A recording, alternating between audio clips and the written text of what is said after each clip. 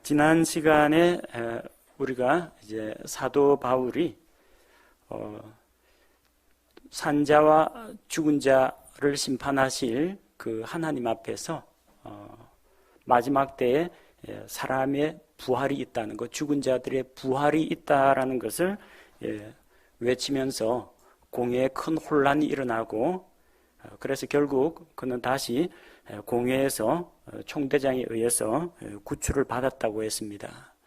자, 그런데 유대인들 가운데는 바울을 반드시 죽여야겠다, 그를 죽이기 전에는 먹지도 마시지도 않겠다, 그런 저주를 자신에게 걸고 저주로 맹세한 자들이 40명이 넘었다고 했습니다. 자, 그런데 이 음모를 알게 된 바울의 누이의 아들, 바울의 조카가 외삼촌 바울에게 이 사실을 알려줬죠.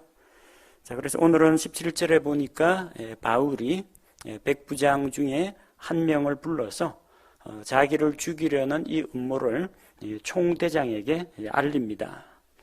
백부장 중에 한 명을 불러서 이 사람을 총대장에게 데려가라고 합니다. 바울의 조카를 총대장에게 데려가도록 합니다.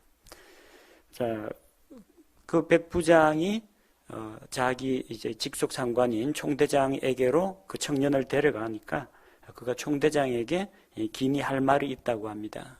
주변 사람들을 다 물리치고 총대장이 한쪽 구석으로 데려가서 은밀하게 무엇에 대한 것인지 그 사연을 물어봅니다.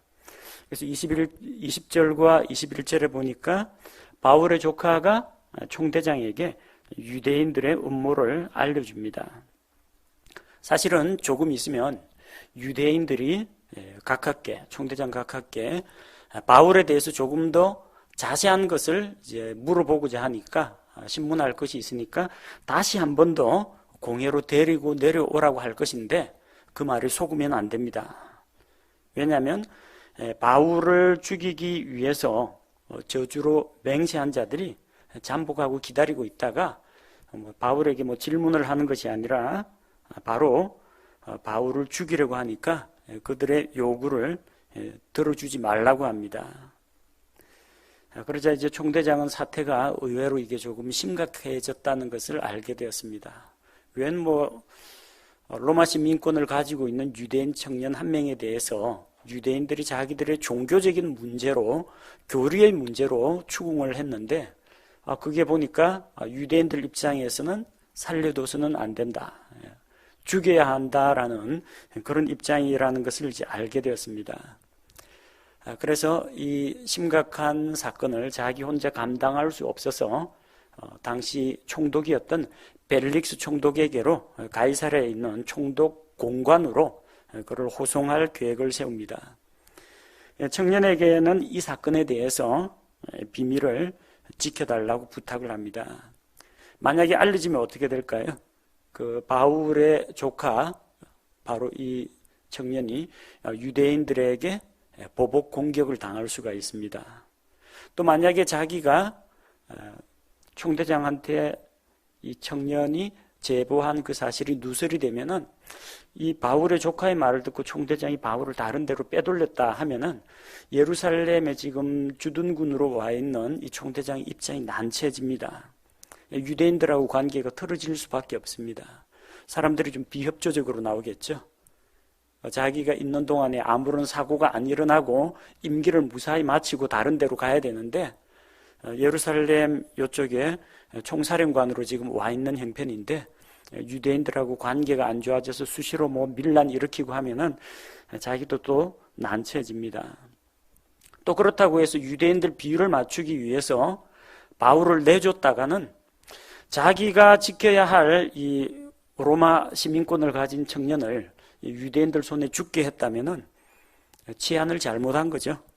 자, 그렇게 되면은 본국에 그런 사실이 알려지면 유대인 청년 하나 죽은 거 가지고는 문책을 안 당하겠지만 로마 시민권 가진 청년 한 사람이 죽었다 하면은 문제가 커집니다. 본국에 알려지면은 자기가 문책을 당할 수도 있습니다.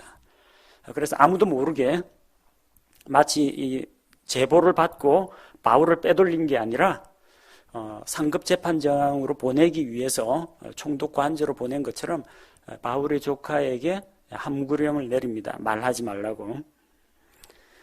자, 그래서 밤중에 몰래 이 바울을 호송할 그런 계획을 세우고 가이사랴로 보내게 됩니다. 자, 23절, 24절에 보니까 총대장이 바울을 가이사랴로 보내기 위해서 백부장 2명을 부릅니다. 백부장이라는 것은 자기 밑에 100명의 군사를 거느린 사람입니다. 우리나라식으로 이야기하면 군대 한 중대장 120명 거느리고 있는 중대장급에 해당되는 2사람을 불렀습니다. 그럼 2개 중대가 모인 거죠. 밤 3시라고 기록이 되어 있는데 밤 3시에 가이사랴로 갈 군사를 다 추려냅니다. 밤 3시라는 건 새벽 3시가 아니고요. 사도행전 시간은 제가 이전에 한번 말씀드렸습니다. 사도행전 2장에서 말씀드렸는데 우리식으로 생각하면은 더하기 6을 하면 됩니다. 3 더하기 6은 9죠. 그러니까 아침 9시가 아니라 밤 9시, 저녁 9시경이라는 겁니다. 뭐 이때쯤이면 유대인들은 전부 다 해 떨어지면 다 자기들 집으로 가고 외부 활동을 안 하는 시기입니다. 한밤중에 몰래 바울을 빼돌리는 겁니다. 어디로 보내느냐 하면 가이사랴로 보냅니다. 가이사랴라는 그 지명에서도 나와 있는 것처럼 이것은 헤롯 왕이 도시를 건설해서 카이사르 황제에게 바칩니다 하고 가이사랴라는 이름으로 그 도시 이름을 바꾼 겁니다. 지중해 연안에 있는 도시고 그래서 이 지중해 연안에 있는 팔레스틴 서부 지방은 수심이 얕아가지고 배를 댈 만한 곳이 별로 없습니다. 그리고 해안선이 단조로워가지고 바람과 파도의 영향을 많이 받습니다. 배를 대려면은 움푹 들어간 만이 있어야 됩니다. 그리고 수심이 좀 깊어야 됩니다. 그래 배를 보호할 수가 있거든요. 그렇게 배를 댈 수 있는 곳이 가이사랴, 요빠, 악고 이런 지역만 배를 댈 수가 있습니다. 가이사랴는 항구하고 아주 인접해 있는 그런 도시입니다. 그리고 로마 총독의 공관이 거기에 있습니다. 로마에서 지중해로 배를 타고 건너오면 바로 가이사랴에 닿습니다. 또 가이사랴에서는 그 이스라엘의 수도인 예루살렘까지 기마부대나 전차가 진격할 수 있도록 군사도로가 잘 닦여 있습니다. 자, 그래서 군사들을 모아가지고 바울을 호송하는데 군대 규모가 23절에 보니까 상당하죠.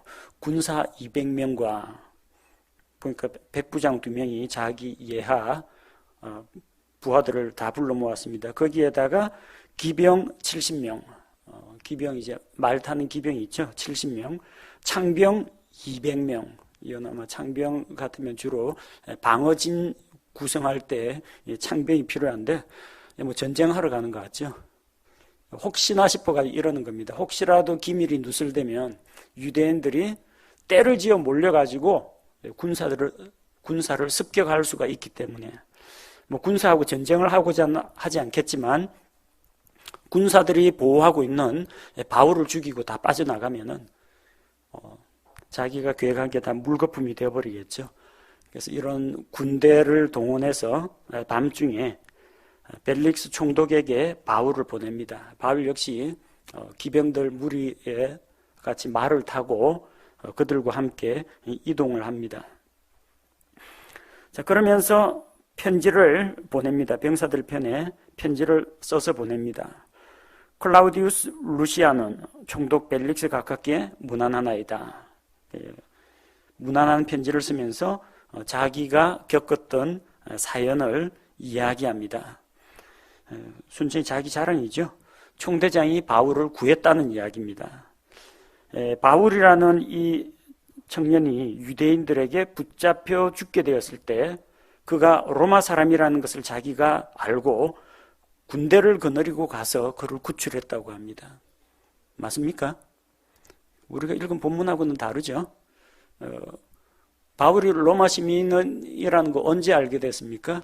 일단 소요 사태가 커질 것 같으니까 구출한 다음에 가죽끈으로 묶어라. 채찍질을 하면서 신문하라. 딱 가죽끈으로 묶으니까 바울이 로마 사람인 나를 재판에 의해서 형도 확정되기 전에 묻고 신문하고 고문하고 이렇게 형을 집행할 수 있느냐니까 놀래가지고 백부장이 총대장에게 보고하고 총대장이 그제서야 어디 사람이냐 알아보고 로마 시민권은 어떻게 얻게 되었느냐 나중에 알게 되었죠. 로마 시민인 걸 알고 그가 죽게 된 것을 자기가 구출했다는 겁니다. 이 거짓 보고입니다. 허위 보고입니다. 혹시라도 나중에 문책당할까봐. 총대장은 바울을 구할 당시 그가 로마 사람이라는 것을 알지 못했습니다. 백성들이 하도 소요를 일으키니까 무슨 일 때문에 이러는지 진정시키기 위해서 폭행당하고 있는 바울을 구해낸 겁니다. 그리고 그가 로마 사람인 줄도 모르고 결박하고 채찍질을 하도록 명령을 했습니다. 물론 채찍이 맞기 전에 바울이 이야기했기에 망정이지. 자칫 잘못하면 자기가 로마 사람을 재판도 하기 전에 결박했다. 그리고 채찍질 하려고 아직 고문은 안 했습니다만 채찍질 하라고 명령을 내렸기 때문에 이게 나중에 문제가 될까봐 자기의 공적을 미화해서 보고를 하는 겁니다. 각하 기뻐하십시오. 총독 각하 제가 로마 시민 한 명을 구했습니다. 그런 이야기입니다. 그리고 28절에서 29절에 보니까 유대인들이 그를 고소하는데 법에 어긋나는 일이 없다는 겁니다. 로마는 자기들이 점령한 이런 속국들 그리고 식민지에 대해서 거의 간섭을 안 했습니다. 그쪽에서 어떤 종교를 믿건 그 종교에서 어떤 교리를 가르치건 로마의 반역만 안 하면 됩니다. 어쨌든 간에 꼭 올림푸스 12신 섬기라는 이야기 안 하는데 여호와 하나님을 섬기려면 섬기고 자기 조상들의 신을 섬기려면 섬기는데 어쨌든 정치적으로 로마에 반역을 하지 말 것. 조용히 평화롭게 지내면 됩니다. 그리고 복종한다는 표시로 로마에 꼬박꼬박 세금을 내야 됩니다. 그것만 지켜주면은 크게 문제 삼지 않습니다. 그들이 나머지 것들은 자기 민족들의 자치법에 의해서 해결하도록 하고 만약에 사형에 해당되는 그런 중대한 죄가 있으면은 사형 집행권은 로마 총독에게 있습니다. 그러나 그들끼리 자기들 종교 재판에서 어떤 걸 의결을 한다든지 어떤 자기들이 자치 규약을 만든다든지 그거는 전혀 문제될 게 없습니다. 바울이 사람을 죽인 것도 아니고 재물을 약탈한 것도 아니고 어디 불을 지른 것도 아니고 또 무슨 간음을 한 것도 아닙니다. 로마법에 어긋나는 게 없어요. 한 가지 문제가 있다면 유대인들이 믿지 않는 나사렛 예수라는 사람을 믿고 있다는 거. 로마법에 예수 믿으면은 벌 받는다 그런 조항은 없습니다. 그럼 그 민족 안에서 자기 종교를 선택한 거기 때문에 가만히 들어보니까 유대인들의 율법의 문제, 성전과 모세의 율법과 유대인 종교 지도자들이 이단이라고 정죄한 나사렛 예수를 믿는다는 거, 그게 문제가 되었을 뿐입니다. 또 그 안에서도 다툼이 일어나는 거 봤죠. 이 총대장은 별 관심이 없는 산자와 죽은 자들을 심판하실 하나님 앞에서 부활이 있다는 거, 죽은 자들이 다시 살아난다는 거, 그걸 믿느냐 안 믿느냐 가지고 이제 재판을 하고 있는 겁니다. 그거는 로마법하고는 관계가 없습니다. 자, 그래서 자기는 이제 무죄라고 생각을 하는데 무죄면 풀어주면 될 거 아니냐? 풀어주면 큰일 납니다. 풀어주면 법정 나가는 즉시 유대인들 손에 맞아 죽게 됩니다. 근데 30절에 유대인들이 그를 해치려고 하기 때문에 그를 총독에게 보낸다. 왜냐하면 예루살렘의 주둔에 있는 이 부대는 규모가 작습니다. 진짜 본대는 어디에 있느냐? 가이사랴에 군부대가 있습니다. 그 안에 총독 관저가 있습니다. 그래서 혹시라도 유대인들이 기습하거나 그를 암살할 우려가 있기 때문에 안전한 총독 관저로 보낸다는 겁니다. 그러면 이제 로마 부대의 수비를 뚫고 유대인들이 침입하지는 못하겠죠. 아직 재판도 받기 전에 있는 이 사람을, 형도 확정되지 않은 그런 사람을 자기가 보호하고 있는데 괜히 암살을 당하거나 그러면 큰 문제가 된다는 겁니다. 그리고 로마법에 의하면은 이 한쪽 편 말만 듣지 말고 양쪽 의견을 다 들어봐야 되기 때문에 일단 바울을 가이사랴에 있는 총독 관제에 보내놓고 고발할 사람이 있거든. 고발할 사람들이 대표들 뽑아가지고 총독 앞에서 이제 고소 고발을 하고 총독이 재판장이 되면은 문제가 해결된다는 겁니다. 자, 이렇게 해서 바울이 벨릭스 총독에게로 호송이 된 겁니다. 그 편지는 벨릭스에게도 전달이 되었습니다. 군사들이 바울을 데리고 안디바드리로 데리고 가고 그리고 이튿날 기병들은 남겨두고 기병은 그와 함께 가게 하고 나머지 병사들은 다 빠졌습니다. 그때부터는 대로를 따라서 말을 달려서 가면은 유대인들이 쫓아오지를 못하거든요. 자, 그렇게 해서 바울을 안전하게 도피시켰습니다. 뭐 요즘 같으면은 이 교통이 상당히 편리합니다만 보니까 한밤중에 출발해가지고 이튿날에 기병들은 남겨두어서 바울하고 같이 가게 하고 나머지는 다시 성으로 돌아갔습니다. 대략 예루살렘에서 가이사랴까지 가는데 한 뭐 이틀 정도, 하루 조금 넘는 거리라고 생각하시면 됩니다.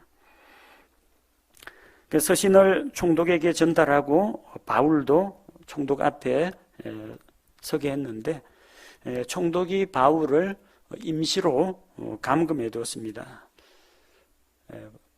죄가 없으면 이제 풀어주면 되는데 고소 고발하는 쪽이 있으니까 그쪽 의견을 들어보고 재판을 하려고 한 겁니다. 편지를 읽다 보니까 바울 이야기가 나오죠.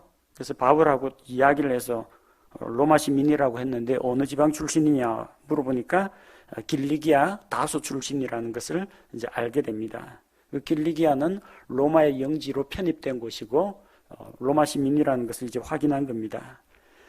그래서 바울을 고소한 유대인들이 예루살렘에서 가이사랴로 내려오면 그때 총독이 직접 재판을 하기로 하고 그때까지는 그를 헤롯의 재판정 안에 가두게 합니다. 헤롯의 재판정인데 헤롯은 재판관이 아닙니다. 건물 이름이 헤롯의 재판정이라는 겁니다. 카네기 홀이 카네기가 살고 있는 곳은 아닙니다. 카네기 재단에서 지어줬다는 이야기입니다. 그런 식으로 이해하시면 됩니다. 이 가이사랴에 있는 헤롯의 재판정에서 재판관은 로마 총독이 됩니다.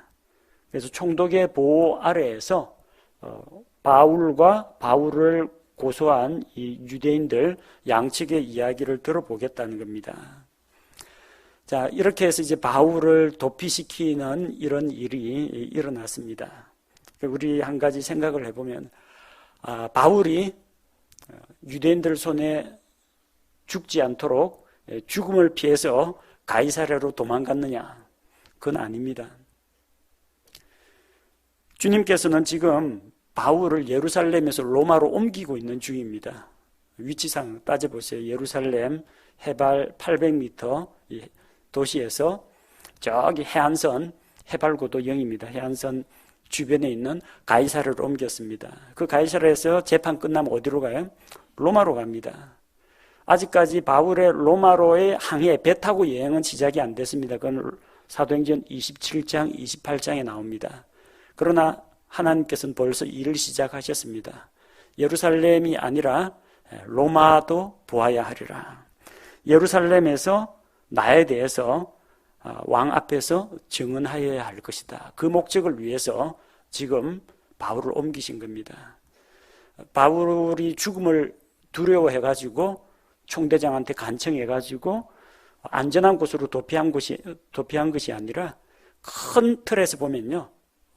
큰 시야에서 보면 예루살렘에서 가이사랴로, 가이사랴에서 로마로 가는 과정에 로마로 향하는 첫 발걸음을 뗀 것입니다. 이것은 주님께서 바울을 통해서 로마에 복음을 전할 계획을 이미 갖고 계셨다는 것을 우리가 알 수 있습니다. 우리 23장 11절에 그날 밤에 주께서 바울 곁에 서서 말씀하셨죠. 바울아, 기운을 내라. 내가 예루살렘에서 나에 대해 증언하였듯이 반드시 로마에서도 증언하여야 하리라. 선교길에 오른 것입니다. 자, 그러면은 바울을 죽이기 전에는 먹지도 마시지도 않겠다고 한 40명 조금 넘는 그 사람들은 어떻게 됐을까요? 어떻게 됐을까요? 밥 먹었을 것 같아요? 안 먹었을 것 같아요? 물 마셨을 것 같아요? 안 마셨을 것 같아요? 먹거나 마셨으면은 하나님 앞에서 한 서원을 깬 겁니다. 천벌을 받을 사람들입니다. 만약에 끝까지 고집 피우고 하나님 앞에서 신실함을 지키고자 안 먹고 안 마셨으면 바울 안 죽었죠. 바울을 죽여야만 먹고 마시겠다고 했는데 바울 못 죽였잖아요. 밤새 빼돌렸습니다. 그리고 나중에 총독이 풀어줍니다. 로마로 호송하게 됩니다. 카이사르 황제 앞에 호소하였기 때문에 황제 앞에서 재판받아라. 40여 명의 저주를 자기에게 걸고 서원을 한 사람들은 그 저주를 당해야 됩니다. 하나님과의 약속을 깨서 죽거나 굶어 죽거나 둘 중에 하나입니다. 그러니까 함부로 저주 걸면 안 됩니다. 내 말이 거짓말이면 내 손에 장을 찢으라든지 뭐 할복을 하겠다 이런 그 장담할 수 없는 그런 허황된 약속은 하면 안 됩니다. 정말로 진실하다면 그 진실하다는 그 말로 족한 것이지 거기에다가 뭐 죽어도 하늘의 맹세코해가 하나님을 함부로 판다든지 어떤 자기가 믿는 어떤 것을 걸고 맹세하는 것은 조심해야 됩니다. 그럼 마태복음에서도 우리 살펴봤죠. 하늘로도 땅으로도 맹세하지 말라고 했습니다. 우리 말에는 실수가 또 감정이 격해지다 보면은 하지 말아야 할 그런 말까지 나오기 때문입니다. 바울은 그런 죽을 고비를 여러 차례 넘겼습니다. 예루살렘의 성전에 올라갔다가 유대인들에게 붙잡혀서 하마터면 죽을 뻔했고 또 폭행을 당하다가 한 번 구출을 받았는데 공회에서 또 자기가 죽은 자들의 부활에 대해서 신앙을 가지고 부활에 대한 소망을 가지고 있다 이야기했다가 사두개인들한테 또 맞아 죽을 뻔합니다. 근데 용하게도 또 죽지를 않습니다. 가는 곳마다 돌 맞고 거의 죽을 뻔해가지고 쓰러진 적도 있는데 또 자리에서 또 일어납니다. 주님께서 맡기신 사명을 다하기까지는 생명이 꺼지지 않습니다. 사명은 생명보다 중요합니다. 하나님께서 맡기신 사명이 있기 때문에 그때까지는 하나님께서 그의 생명을 보존해 주셨습니다. 오늘을 살아가는 우리가 왜 살아 있습니까? 왜 사느냐고 묻거든 뭐 그냥 웃지요? 죽지 못해 삽니까? 그런 건 아닙니다. 살아가야 할 이유가 있기 때문입니다. 왜 하나님께서 우리를 이 세상에 남겨두셨겠습니까? 이 세상 살아가는 동안 이제 예수 그리스도의 성품을 닮은 자로 성장하고 변화할 수 있는 기회를 주기 위해서입니다. 그리고 우리가 믿는 자들이 이 땅에 남아 있어야 하는 이유는 아직까지 믿지 않는 자들에게 이 하나님의 은혜의 복음을 전하는 그런 일을 감당해야 되기 때문입니다. 그러나 정말로 쓸모가 없어지거나 정말로 사명을 다했으면은 그때는 하나님께서 취하여 데려가실 겁니다. 세상에 쓸모 없어가지고 데려가는 그런 사람이 되진 말아야 합니다. 혹은 쓸모 없을 뿐만 아니라 세상에 남겨둬서는 안 되겠다. 남겨두면 교회도 덕이 안 되고 지역사회에도 국가에도 해만 끼치기 때문에 빨리 죽여서 데려가야 되겠다. 그런 죽음을 맞이해서는 안 됩니다. 데려가긴 아깝겠지만 이제 기력도 다하고 해야 할 사명을 다 완수했기 때문에 달려갈 길을 다 마쳤기 때문에 이제는 주님께서 수고했다고 불러들이실 때 그때 가야 합니다. 그렇게 사도 바울이 나중에 디모데후서 4장에서 고백하는 것처럼 우리의 믿음의 마지막 그 경주 코스를 다 완주하기까지는 주님께서 은혜 가운데 우리를 지켜주실 겁니다. 그리고 믿음의 경주가 끝나면 그때는 결승점에서 주님께서 하나님 왕자 오른편에서 벌떡 일어나서 천국으로 들어오는 우리를 기쁘게 반갑게 맞아주실 겁니다.